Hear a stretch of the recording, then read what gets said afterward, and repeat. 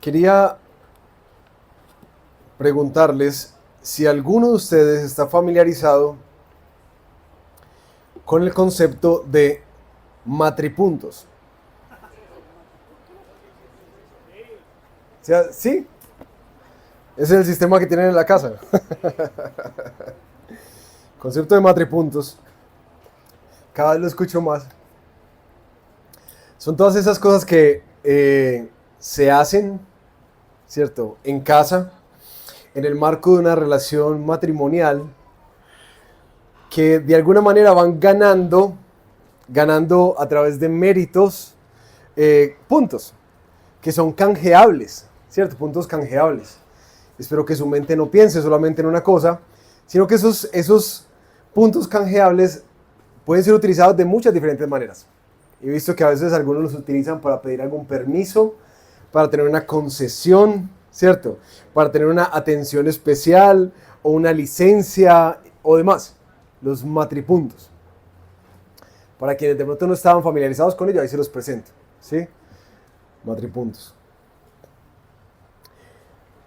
Yo creo que muchas veces en nuestra vida, en nuestra relación con Dios, nosotros tenemos como ese sistema teológico de los matripuntos con Dios. ¿Cierto? Matripuntos con Dios. Que básicamente es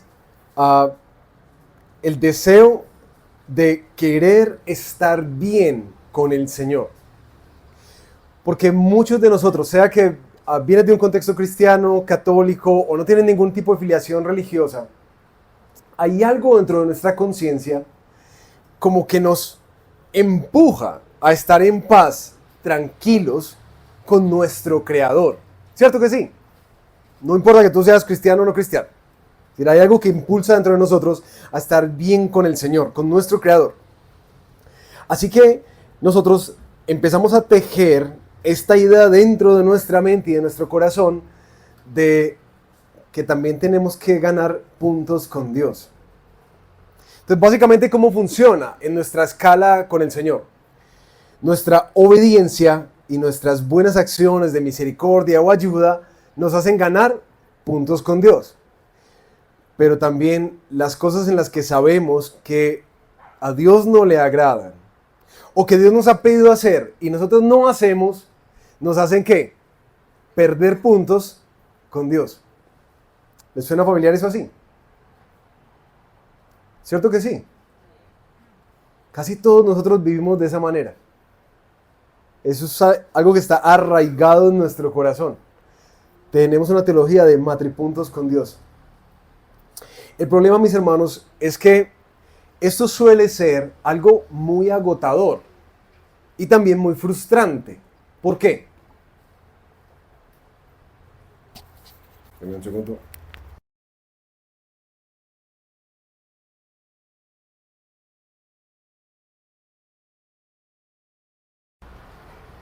¿Así? Ok. El problema, mis hermanos, es que esto suele ser algo muy frustrante para nosotros en la práctica. Porque a causa de nuestra naturaleza pecaminosa, eso que la mayoría de nosotros decimos, no, es que somos seres humanos, es decir, que fallamos, que caemos. A causa de eso, es muy difícil mantener ese sistema de puntos con Dios. Porque normalmente nos solemos sentir en deuda. Y la verdad, no solamente es frustrante y desesperanzador, sino profundamente triste. Porque nos aleja muchas veces en la vida del gozo que Dios quiere traer en una relación reconciliada con Él a través de Jesús. Si todo el tiempo estamos pensando que tenemos que hacer puntos con Dios, o que en su defecto los podemos perder muy fácilmente, básicamente hemos caído en una relación que se basa en nuestras obras y no en la obra de Jesús. Hay un autor que me gusta mucho que se llama Jeff Vanderstelt, que tiene un libro que se llama La vivacidad del Evangelio en español. Él dice en el primer capítulo que todos nosotros somos incrédulos, todos nos comportamos como incrédulos. Que en la práctica todos nosotros creemos en Dios, Y por eso es que muchos estamos aquí queriendo crecer en la palabra, conocimiento del Señor, entender su voluntad y caminar alineados en ella. Todos creemos en el Señor, pero muy pocos de nosotros le creemos al Señor. ¿Entienden ese concepto? Creemos en Dios, pero nos cuesta creerle a Dios. Muchos creyentes cognitivamente aceptamos la idea de que Dios es rey, que Él es soberano, que Él es bueno, misericordioso, perdonador, un padre. Pero en la práctica vivimos como si no confiáramos de verdad ni en sus promesas y mucho menos en su obra. En la práctica somos incrédulos. Y yo sé que algunos como que, no, pues yo sí confío en Jesús. Yo confío que Él es suficiente para mí. Y por eso me gusta mucho ponernos siempre un espejo, para ver si nos logramos ver nuestras áreas de incredulidad. ¿Listo? Déjenme darles unos ejemplos. Como cuando tú sabes que metiste la pata. E inmediatamente tu reacción no es arrepentirte, sino tratar de hacer cosas buenas. ¿Cierto? Porque pensamos en el fondo que necesitamos ganarnos nuevamente el favor del Señor. Otro ejemplo. Cuando nosotros sentimos que Dios nos ama más en los días buenos que en los días malos. Porque basamos nuestra aceptación en el rendimiento espiritual que tenemos. Otro ejemplo.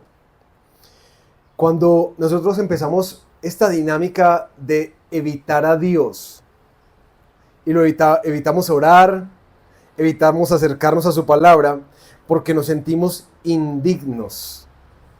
¿Les ha pasado? ¿Que se siente indigno? Porque empezamos a actuar como si el acceso a Dios depende de nosotros y no de lo que Cristo ha hecho. O cuando miramos con superioridad a otros creyentes como pecadores y olvidamos que nuestra propia justicia no fue suficiente, sino que fue imputada la justicia de Cristo sobre nosotros. O cuando buscamos seguridad en obedecer, o cuando tenemos miedo al acercarnos a Dios después de haber fallado. ¿Por qué sentimos miedo?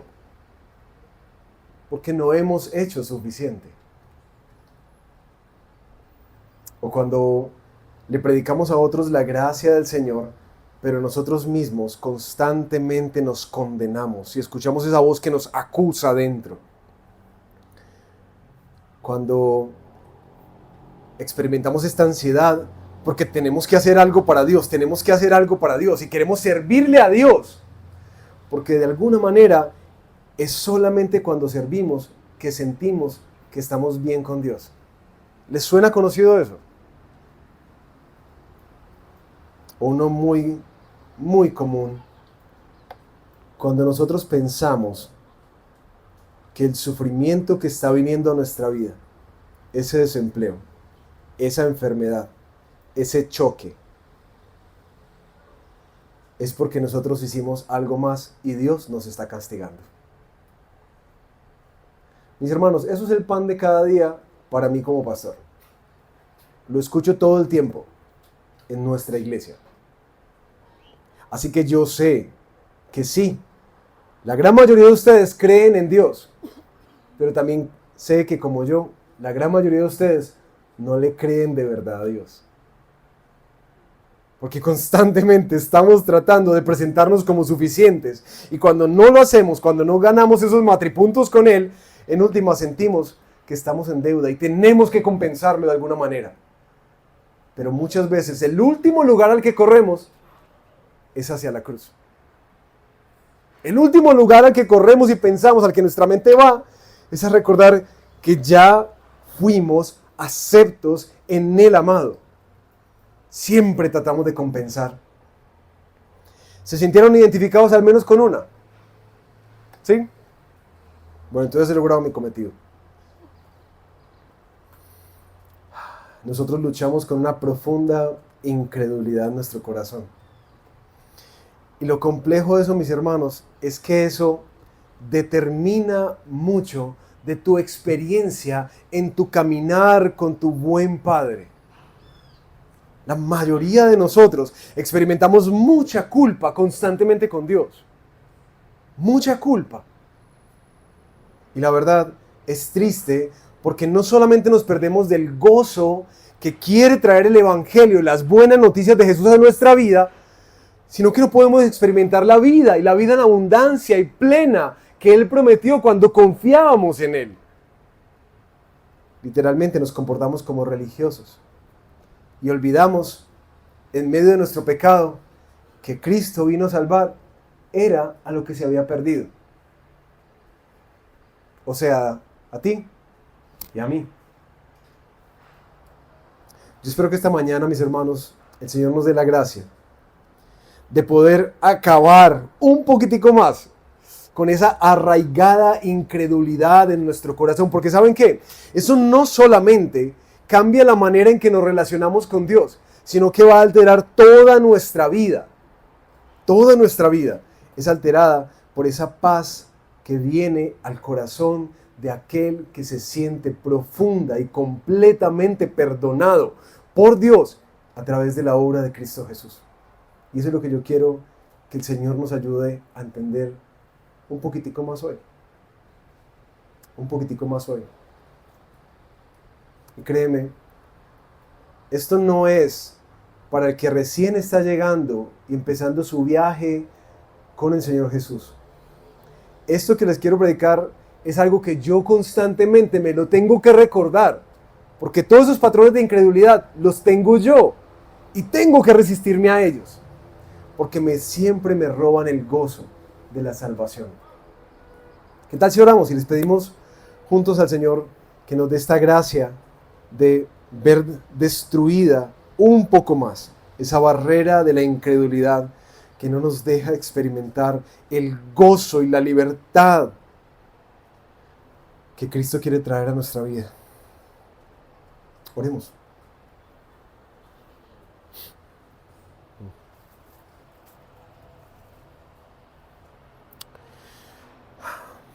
Señor, yo creo que la oración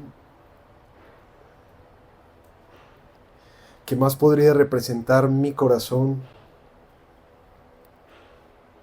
y creo que mucha de la experiencia y anhelo de mis hermanos y hermanas aquí, de los amigos que nos están visitando hoy,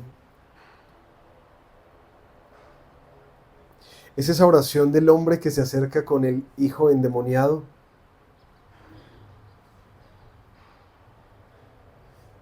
Y Jesús le pregunta, ¿crees? Nosotros hoy respondemos igual, creemos, mas ayúdanos en nuestra incredulidad. Señor, abre nuestros ojos para contemplar más a Cristo y menos contemplarnos a nosotros mismos. Ayúdanos a descansar más en ti que en nuestros débiles e insuficientes esfuerzos. Pero en especial, ayúdanos a experimentar de nuevo esa paz que lo cambia todo, que renueva el gozo y produce vida y vida en abundancia.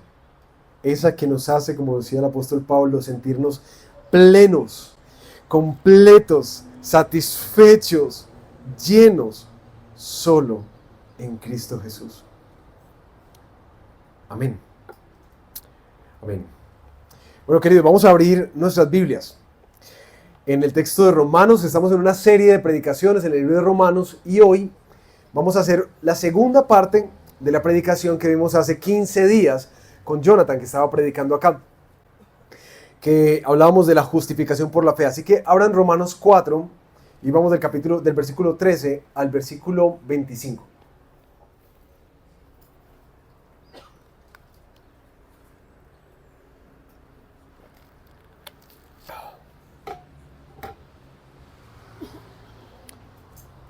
Como un resumen ejecutivo, quería recordarles qué es lo que Pablo está haciendo. Pablo está tratando de ganar algo en el corazón de estos hermanos a los cuales le está escribiendo la carta de Romanos. ¿De qué los está tratando de convencer? De que nadie se puede salvar, nadie se puede reconciliar completamente con Dios a través de las obras que la ley demanda.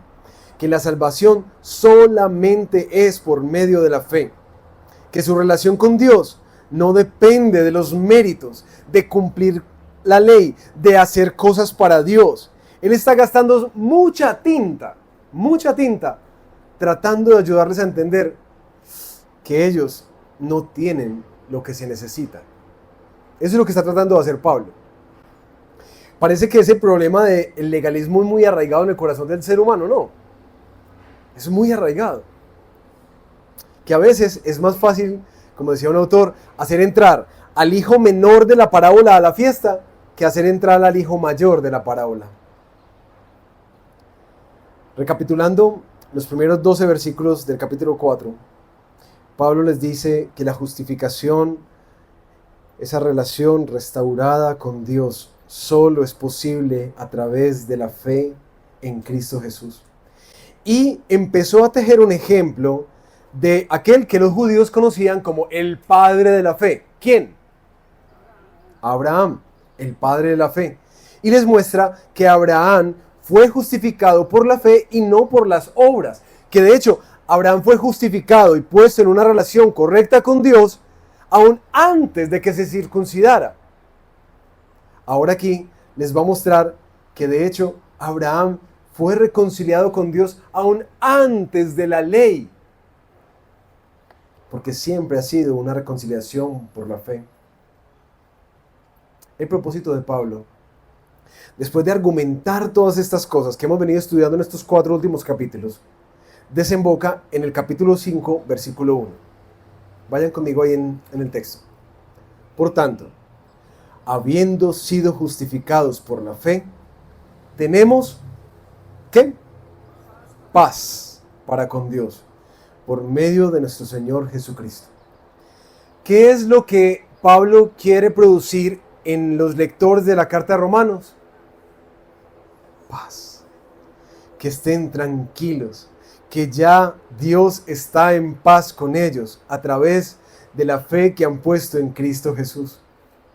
Entonces, lo que quisiera hacer para estudiar nuestro texto el día de hoy es tratar de resolver una pregunta. Si nosotros, como estos hermanos en Roma, también hemos admitido que luchamos con creerle a Dios, que Él hizo todo lo que era necesario para que estuviéramos tranquilos y por fin dejar de estar luchando con esa culpa que tantas veces nos hace alejarnos de Dios, como que no soy suficiente, no es que yo no soy capaz, no es que Él está enojado conmigo. Todas estas cosas.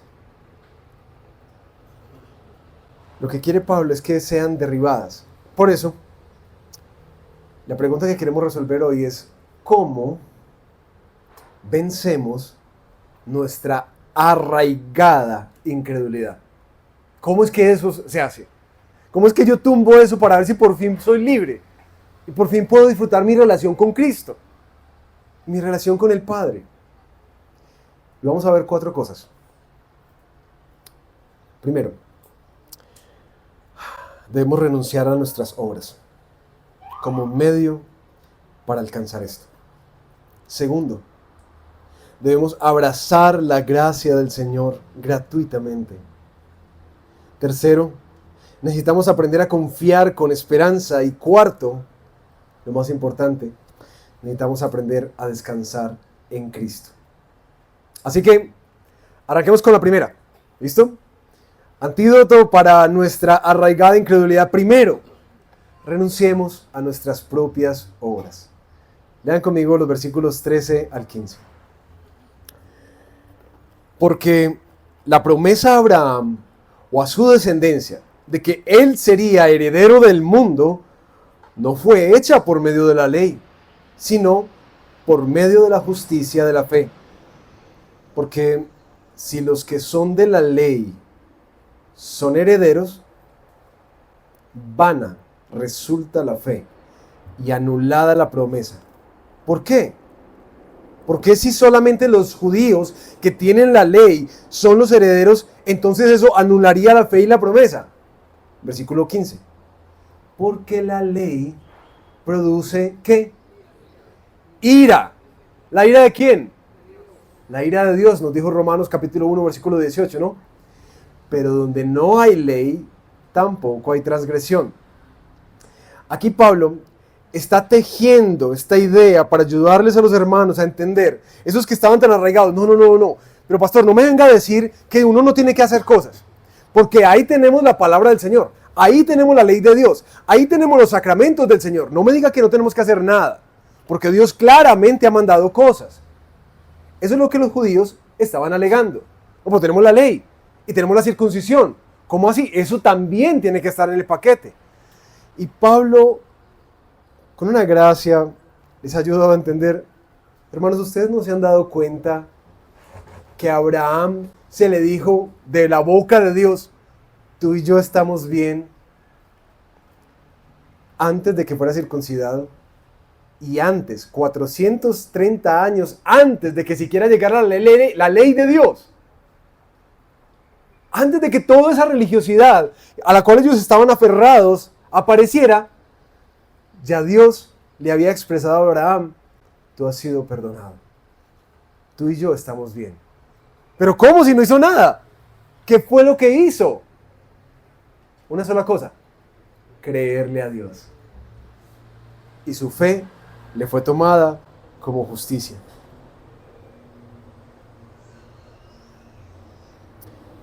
Entonces, ¿por qué dice Pablo que nosotros tenemos que renunciar primero a nuestras obras?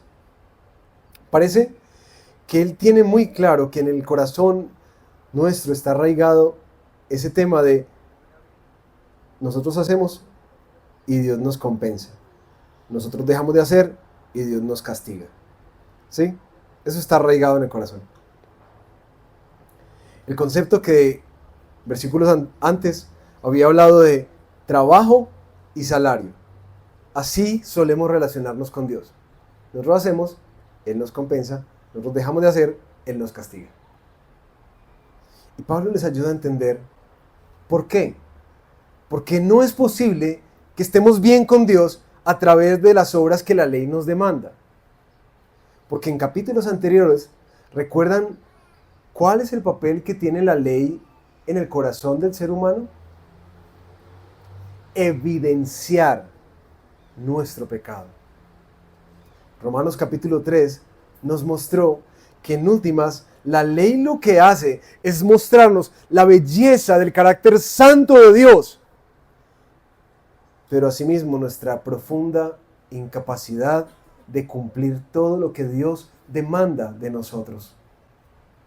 Por eso Pablo dice, si es por la ley, entonces básicamente en paisa estamos fregados. Estamos fregados. Porque si tú no cumples lo que la ley demanda, ¿qué es lo que dice Romanos 3? Maldito todo aquel que no cumple toda la ley. Maldito. Si tú no cumples la ley, entonces estás fregado. Nadie puede presentarse justo delante de Dios tratando de cumplir, tratando de pagarle a Dios, tratando de poner matripuntos con Dios. Nadie. Es decir, ese patrón que tú y yo tenemos tan instalado aquí dentro de nuestro corazón es una herejía. Eso es una mentira. Tú no puedes ganar puntos con Dios. Dejen que eso cale un poquitico. Tú y yo no podemos ganar puntos con Dios. Porque si no cumplimos todos los puntos que Él demanda, entonces estamos bajo maldición. Por eso es que Pablo dice, hermanos, recuerden que la ley lo que produce es ira. Pablo les muestra cómo la ley solamente acusa y nos muestra nuestra condición de pecador delante de Dios. Y nos hace conscientes de algo muy importante. Y es que necesitamos entonces ser ayudados. ¿Necesitamos a quién? A un Salvador. La ley nunca provee salvación, pero sí nos prepara para ella. La ley nunca provee salvación, pero sí nos prepara para ella. Ahora, ¿qué quiere Pablo hacer con esto en los hermanos? ¿Por qué les pone ese ejemplo? ¿Y por qué les muestra que sus obras no son suficientes? Pues mis hermanos, Pablo quiere ganar en el corazón de los romanos, así como en el nuestro, este llamado a renuncia por favor a tus obras. Renuncia a esos esfuerzos de tratar de presentarte acepto delante de Dios, aprobado delante de Dios. Porque ¿sabes qué? Eso que tú y yo hacemos de tratar de ganar puntos cuando hacemos las cosas mal es profundamente peligroso.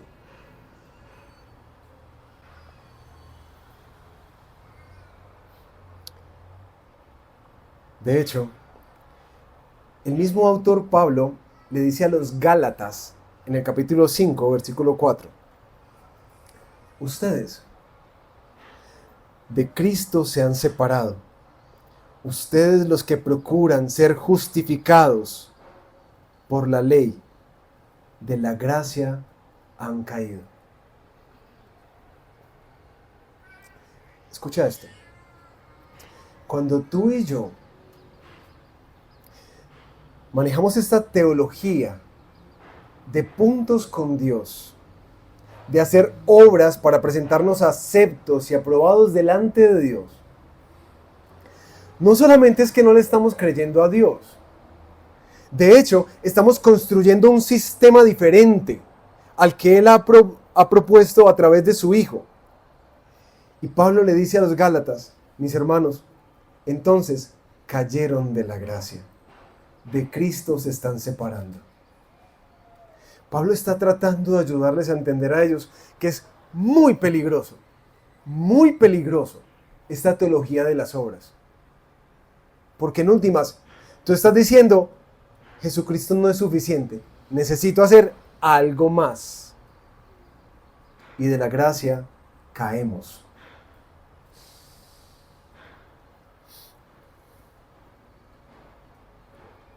Y mis hermanos, cuando nosotros decidimos que nuestras obras van a ser el criterio por el cual vamos a tratar de mostrarle a Dios que si somos buenos, de que si somos merecedores de su bendición y de su salvación, lo único que despierta es la ira de Dios.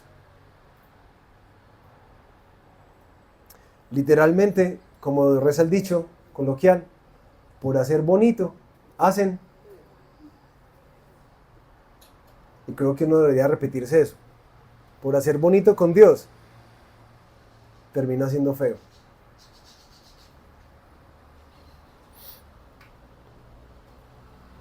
Por las obras de la ley, dice Romanos 3:20, ningún ser humano se puede presentar justificado delante de Dios. Ahora, mis hermanos, ¿cuáles son esas obras a las cuales nosotros necesitamos renunciar? Renunciar. Y quiero que pienses, ¿cuáles son las cosas que normalmente a ti te hacen sentir que ganaste puntos con Dios? Piensa un momentico eso.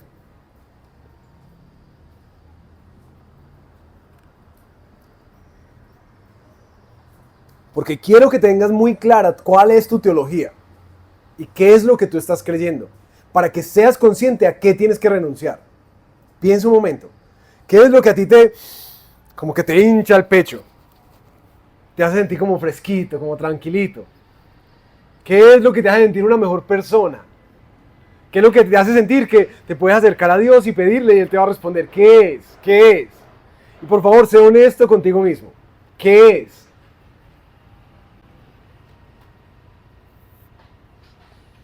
Ahí les va una lista. Leí mi Biblia toda la semana, así que Dios está contento conmigo. Como no estoy cayendo otra vez en esos pecados sexuales, ahora estoy bien con Dios. Como estoy orando más que antes, entonces seguro Dios me va a responder. Como estoy ya sirviendo en la iglesia, esto debe contar como puntos. Como estoy ya diezmando sacrificialmente, eso sé que cubre algo. De hecho, yo ya dejé muchos de los pecados en el pasado. Yo soy una nueva persona, así que ya merezco más su bendición. Estoy en paz con Dios porque esta semana, la verdad es que no fallé mucho.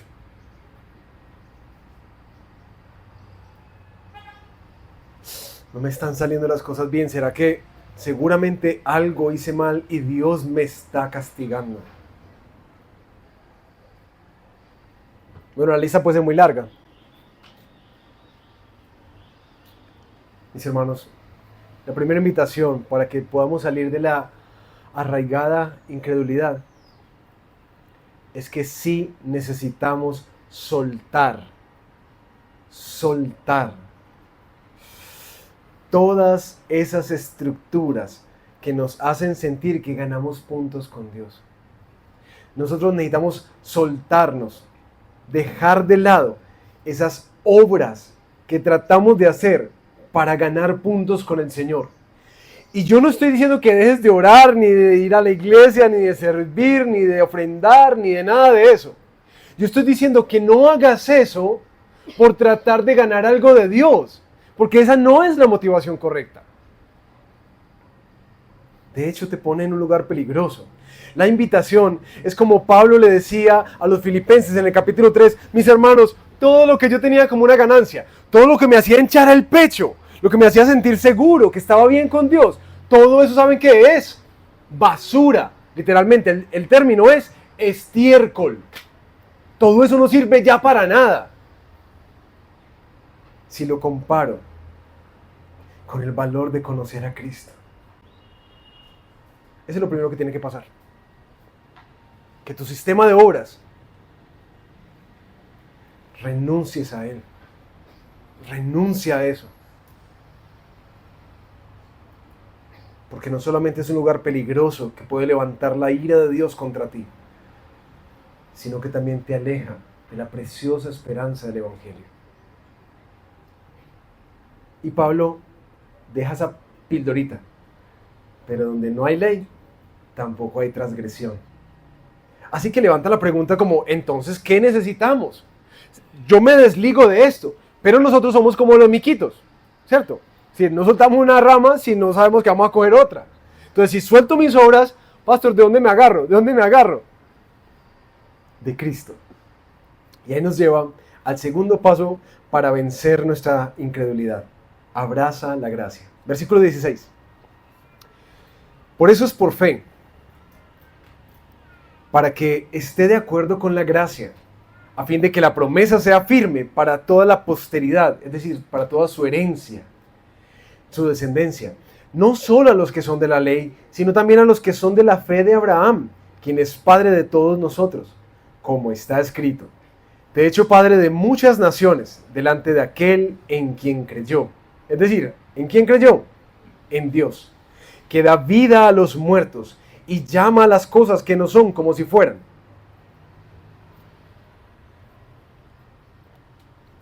Si no es por las obras, entonces ¿cuál es el medio?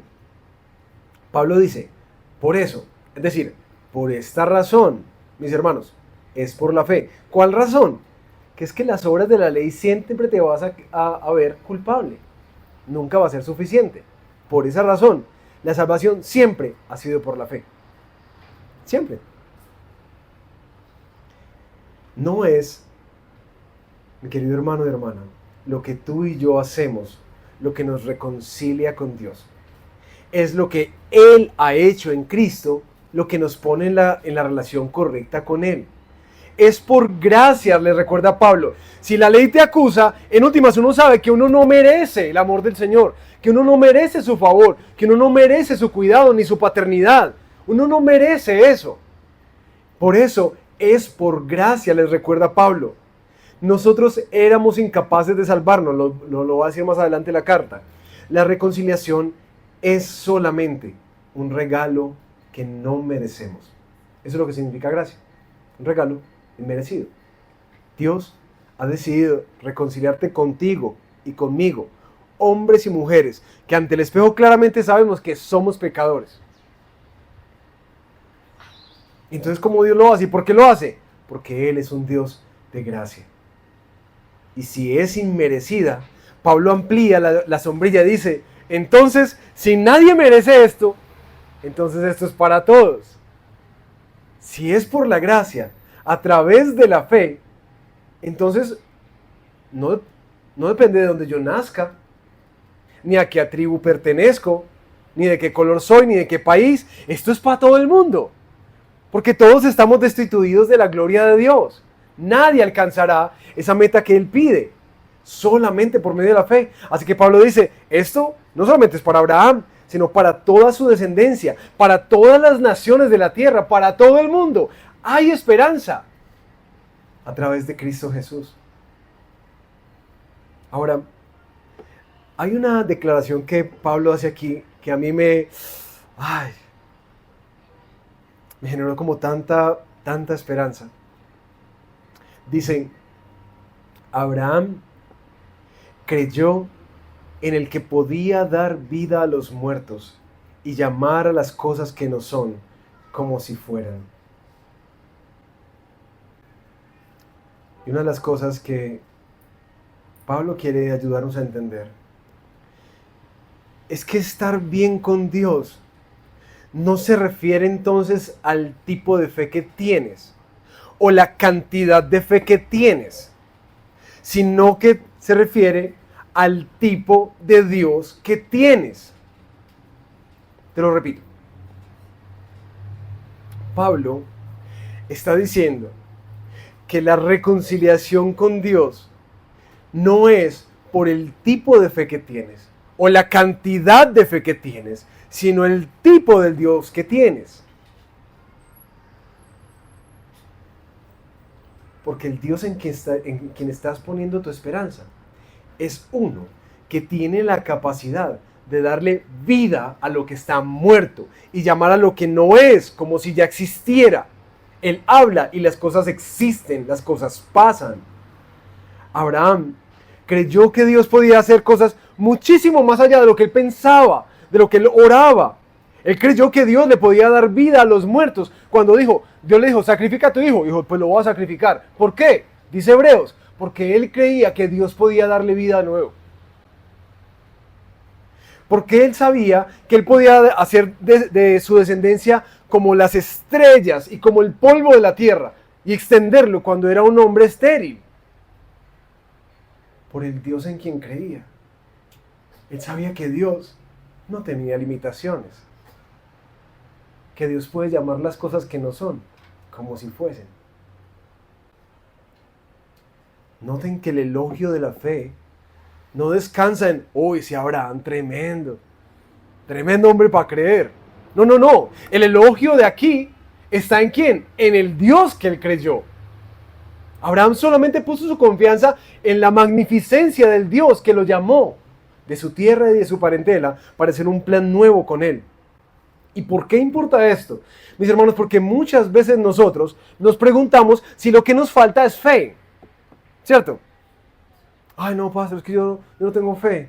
No, necesito tener más fe. Pero, como que, ¿qué es eso?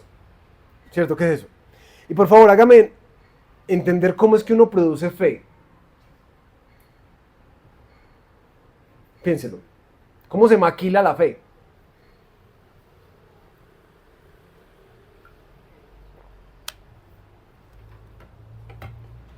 No, pastor, pero acuérdese que Jesús dijo que nosotros no teníamos porque no teníamos fe. Entonces sí, tenemos que tener fe. Sí. La cosa no es el tipo y la cantidad de fe, sino el objeto donde está tu fe. El objetivo, mis hermanos, que Pablo está persiguiendo, no es que ellos hagan crecer la fe, sino que como Abraham, ellos hagan crecer la comprensión y el entendimiento de quién es el Dios en quien está puesta esa fe. ¿Me entienden el punto? El punto no es que tú creas mucho. El punto es que tú conozcas bien a Dios. Porque entre más lo conozcas, más fe vas a tener. Así se maquila la fe.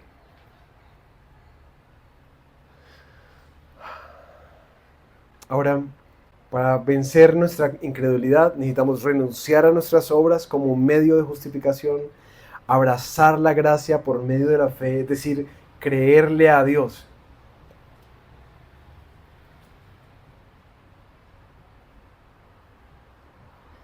Creer que es por gracia.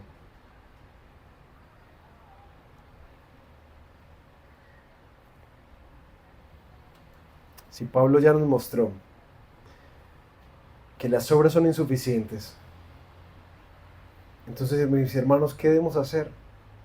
Reconocer eso. No somos suficientes.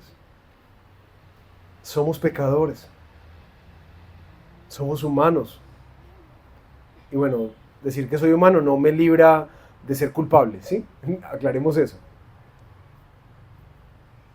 Nosotros no merecemos lo que Dios quiere darnos. Abraza eso.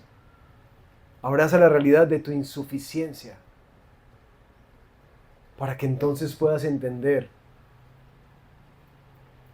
qué es la gracia del Señor y abrazarte a ella por medio de la fe. Es gracia, nunca lo vas a merecer.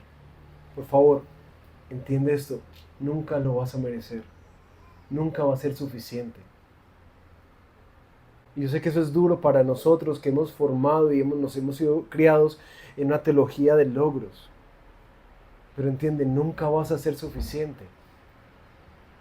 Y cuando logres entender eso, ahora vas a ser libre al soltar las obras para abrazarte a la gracia. Y quiero aquí darles un ánimo, en particular a aquellos que como yo han orado por los seres queridos. Porque cuando Pablo hace esta declaración del Dios en quien está puesta esta confianza, que puede dar vida a los muertos y llamar las cosas que no son como si fuesen, inmediatamente yo pensé en familiares, amigos, hijos, esposos, esposas, por los que sé que muchos de ustedes han orado.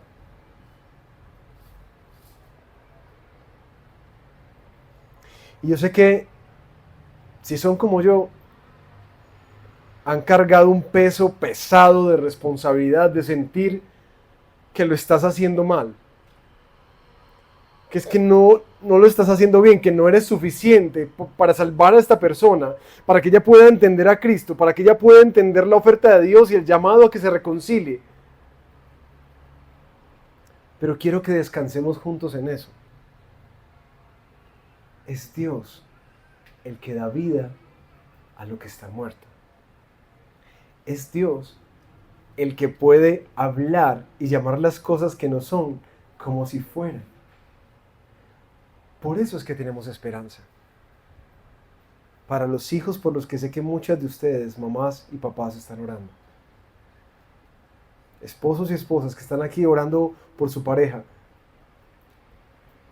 Por eso es que tenemos esperanza. No por nosotros, sino por Él. Y estoy tan agradecido que yo sé que mientras digo esto, varios de ustedes saben que Dios les ha estado demostrando eso. Que Él está trayendo vida a un lugar en el que tú has tratado y tratado, pero Él está orando. En tercer lugar, ¿cómo desbaratamos nuestra incredulidad? Soltamos las obras, abrazamos la gracia y confiamos con esperanza. Vamos a leer el ejemplo de la fe de Abraham. Versículo 18. Abraham creyó en esperanza contra esperanza, a fin de llegar a ser padre de muchas naciones, conforme a lo que se le había dicho. ¿Y qué fue lo que se le dijo? Así será tu descendencia. Y sin debilitarse en la fe, contempló su propio cuerpo, que ya estaba como muerto. ¿Cuántos años tenía Abraham aquí? 99 años cuando tenía esa promesa, puesto que tenía como 100 años. Y también la esterilidad de la matriz de Sara. Sin embargo, respecto a la promesa de Dios, Abraham no titubeó con incredulidad, sino que se fortaleció en la fe, dando la gloria a Dios, estando plenamente convencido de que lo que Dios había prometido, poderoso era también para cumplirlo, por lo cual también su fe le fue contada por justicia. Entonces, ¿Cuál es el tipo de fe? ¿Cómo debe ser esa fe que se requiere para nuestra salvación? Ya sabemos dónde debe estar puesta. Pero ¿cómo se ve? ¿Cómo luce? Y aquí Pablo les cita un ejemplo de la manera en que Abraham le creyó a Dios. La fe que el Señor pide de ti y de mí es una fe de esperanza contra esperanza. Una fe contra todo pronóstico. Y me encanta que no era que Abraham la tenía fácil para creerle a Dios, ¿lo notaron? Y Pablo gasta algunas líneas para ayudarnos a entender esto. Que claro, él ve que es desafiante creerle a Dios. Uno, por su edad. Y dos, por una esterilidad comprobada en el tiempo. Y Dios le aparece y le dice, dentro de un año te daré un hijo. A ver, Señor, ¿tú estás seguro de eso? Era esperanza contra esperanza. Sin embargo, sin debilitarse en la fe, contempla esta desafiante realidad y le cree a Dios. Y respecto a la promesa que Dios le había hecho, él no titubea con incredulidad, sino que se fortalece en la fe, dando gloria a Dios. Cuando ustedes leen esa parte de la Escritura, yo no sé si se dan cuenta los que han leído Génesis, que uno dice, ve, pero Abraham siempre tuvo esa fe. Porque aquí uno lo ve y decía, no, yo quiero ser como él cuando sea grande, ¿cierto? ¿Qué tipo para creerle al Señor? ¿Será que siempre tuvo esa fe? La verdad es que no. Y eso es tan esperanzador. Sí, cuando yo vi esto, sentí como un fresquito. Como que, ay. ¿Por qué? Nosotros debemos recordar que en la historia de Abraham, cuando Dios le hace esta promesa, él se ríe. Recuerdan por allá en Génesis 17. A un hombre de 100 años le va a dar un hijo. En Génesis 17 también, de hecho, le dice a Dios que bueno, que esa promesa la va a cumplir a través de Ismael. Ese hijo que tuvo con Agar por esa impaciencia y por no creerle a Dios y empezar a escuchar a su mujer. Y después se armó tremenda pelotera entre esos dos pueblos. Abraham, recuerden que también era un hombre que tenía mucho miedo, tanto que ante los egipcios y Abimelech le dice a su esposa Sara, como era tan bonita, diga que usted es mi hermana. De hecho, Sara misma también se ríe de esta promesa. Entonces uno queda como que, pero entonces ¿cuál es el tipo de fe? Porque aquí uno ve un hombre como vacilante, ¿cierto? Como que duda, como que no le cree mucho a Dios a veces. ¿Por qué se exalta tanto como el padre de la fe? ¿Y por qué está registrado en todo el Nuevo Testamento esa fe exaltada? Yo creo que aquí está el secreto en este texto. El punto es que él se fortaleció en fe. Para mí hay un secreto ahí. Él se fortaleció en fe. Así que sin titubear, para adelante. Queridos, ¿cómo es que alguien puede tener una confianza tan determinada para creer contra toda probabilidad? El texto nos revela que el secreto está en cuánto conocía a Dios, Abraham a Dios. Porque él se fortalece en la fe con dos cosas. Conociendo el carácter de Dios y el poder de Dios. Miren ese versículo. Estando plenamente convencido de que lo que Dios había prometido, poderoso era también para cumplirlo. ¿Notan dónde descansa la fe de Abraham? ¿Cómo es que se fortaleció la fe de Abraham? Porque confiaba en el carácter de Dios y en el poder de Dios.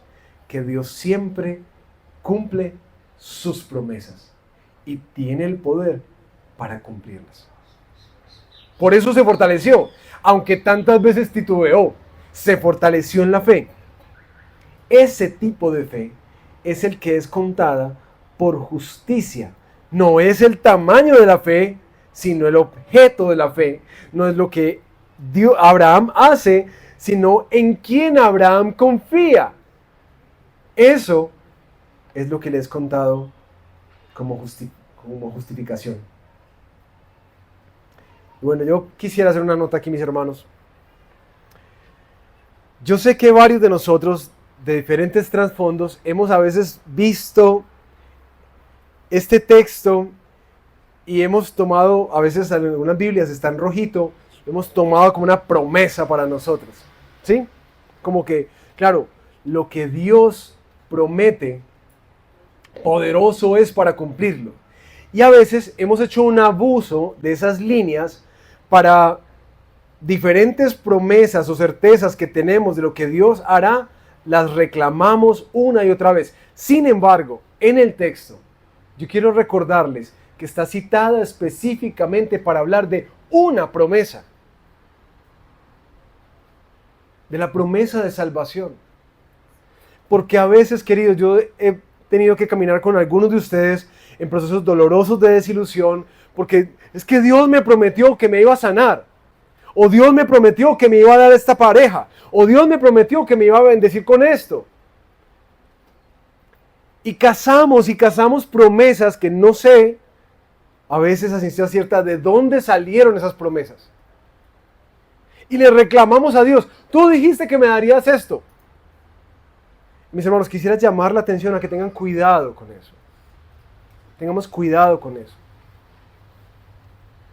Si Dios ha prometido algo a nuestro corazón, primero debemos filtrarlo por la palabra. Si es algo que está ahí en las Escrituras. Segundo, tiene que ser discernido con otros también. Y debemos aguardar y esperar con humildad y con paciencia en Él.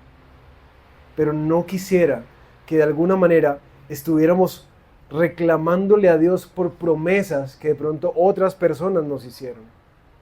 Tengamos cuidado con eso, porque de hecho aquí mismo se registra el texto de eso. Dios le hizo una promesa a Abraham, porque era una promesa para salvar a toda la humanidad. Y de esa promesa Él es fiel y poderoso para cumplirla. Claro, Dios muchas veces afirmará cosas en nuestro corazón y con humildad esperaremos en Él, sabiendo que nuestro corazón puede ser muy engañoso y tratar de manipular cosas. Pero aguardamos en algo, y es que Él es fiel a su promesa de que sí, nos rescataría, que nos restauraría y que nos transformaría a la imagen de Cristo. Créeme, eso ciertamente Cristo lo hará. Pero tengamos cuidado con promesas a veces ligeras que cazamos. Cierro paréntesis.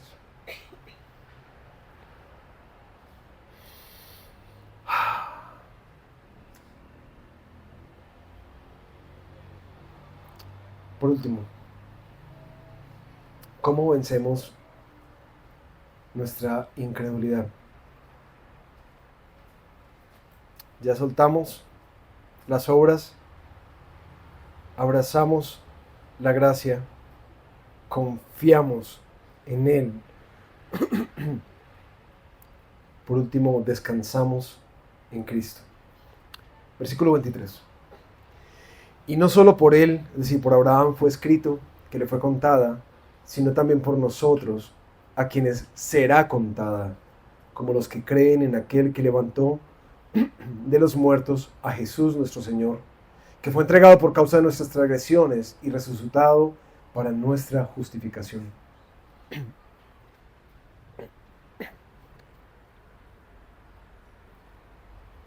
Es muy bonito contemplar cómo Pablo les dice: mis hermanos, ustedes saben para qué quedó esta historia registrada en las páginas de la Biblia. Para que ustedes entiendan que la justificación por la fe no solamente fue para Abraham, sino también para ti y para mí. Para asegurarnos que Dios nos va a considerar justos, que vamos a estar en una relación reconciliada con Él solamente si confiamos en lo que Él ha hecho al enviar a su Hijo a morir por nuestros pecados. ¿Qué es lo que invita a creer? Y el texto lo pone, que Él lo levantó de entre los muertos, que Cristo fue entregado para pagar por nuestra deuda con Dios, nuestras transgresiones pasadas, presentes y futuras. Esa incapacidad ya fue cancelada en esa cruz, ya fue cancelada. Y de hecho, cuando Él se levantó de entre los muertos, eso garantiza nuestra justicia, que ya tenemos una nueva identidad en Dios, que ya no le debemos a Dios, porque Él ya lo hizo todo.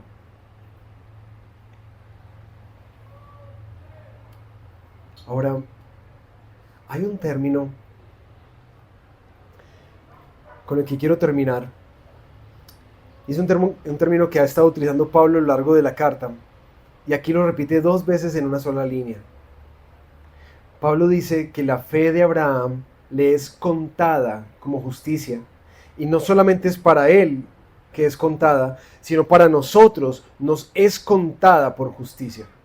El término que utilizan ahí, en el Nuevo Testamento, es un término griego que se utiliza en términos financieros, logizomai. Literalmente significan, ¿saben qué? Cargar a la cuenta. Esa confianza depositada en la obra de Dios en Cristo Jesús hace que se nos carguen a la cuenta, adivinen qué. ¿Recuerdan los matripuntos del inicio? ¿Sí lo recuerdan? Esos matripuntos que tú y yo tanto trabajamos por acumular con Dios y cargarlos a la cuenta. A eso se refiere la justificación. Todos los puntos que eran necesarios para estar bien con el Señor, para tener paz con Dios, para estar seguro de que Dios no te está castigando cuando viene el mal a tu vida, para estar tranquilo cuando otra vez caes en pecado y poder levantarte, no para correrle a Dios y esconderte de Él como Adán y Eva, sino para correr hacia Dios porque sabe que ya fuiste perdonado, que ya estás reconciliado. Todos esos matripuntos que nosotros nos hemos esforzado y que no sirven para nada. Pablo dice, cuando tú pones tu fe en Jesús, todo eso es cargado a tu cuenta. Se pone a tu favor, de tal manera que ya estás completo en Cristo. Completo. Ya no te falta nada.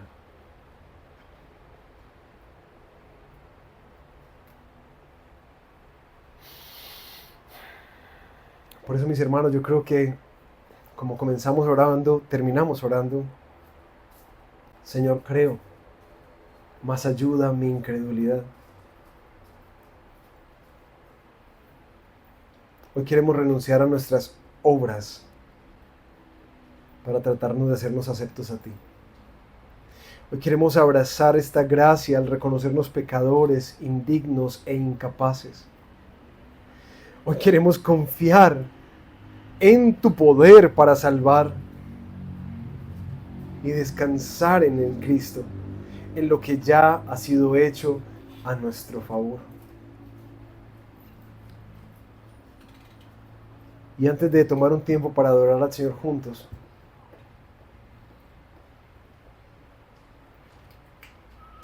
quisiera que pensaras, ¿qué es lo que más tiende a quitarte tu esperanza y gozo en tu relación con Dios?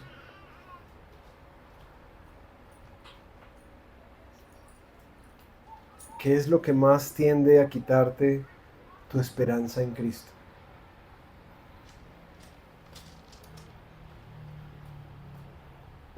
¿Cuáles son las cosas que has venido haciendo para tratar de ganar puntos con Dios?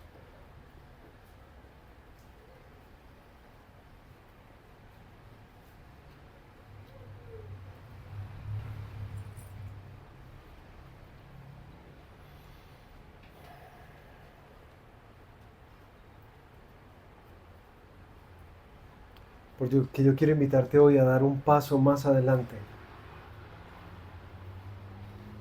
peleando contra tu arraigada incredulidad en el Evangelio. Porque Dios quiere darte vida y vida en abundancia. Quiero darte este tiempo mientras cantamos para que pienses a qué es lo que tienes que renunciar.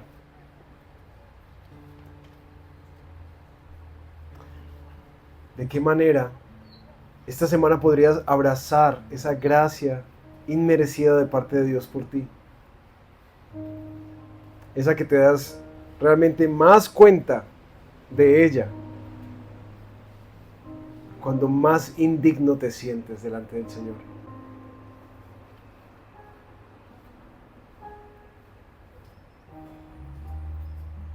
Quisiera invitarte que esta semana pudieras renovar nuevamente en tu pensamiento